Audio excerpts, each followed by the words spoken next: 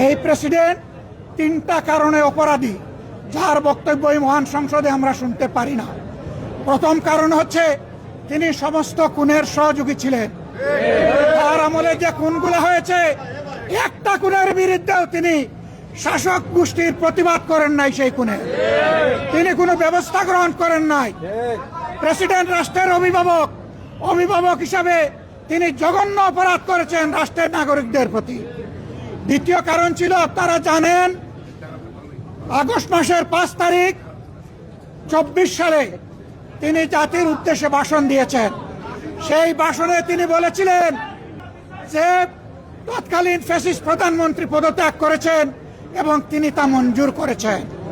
পরবর্তী পর্যায়ে আপনারা দেখেছেন, 2টা মিডিয়ার সাথে সাক্ষাৎকার দিতে গিয়ে তিনি তা অস্বীকার করেছেন, নতুন গল্প সামনে নিয়ে এসেছেন। তিনি জাতির সামনে মিথ্যাবাদী হিসাবে সাব্যস্ত হয়েছেন। 3 নম্বর অপরাধ তিনি করেছেন, তিনি নিজের হাতে অর্ডিন্যান্স সাইন করেছেন। এই জুলাই অভ্যুত্থানের পরে ফেব্রুয়ারির 12 তারিখ নির্বাচন হবে।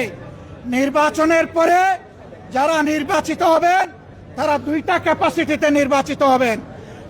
তারা সংস্কার পরিষদের সদস্য হিসাবে নির্বাচিত হবেন এবং তারা একই সাথে সংসদ সদস্য হিসাবে নির্বাচিত হবেন।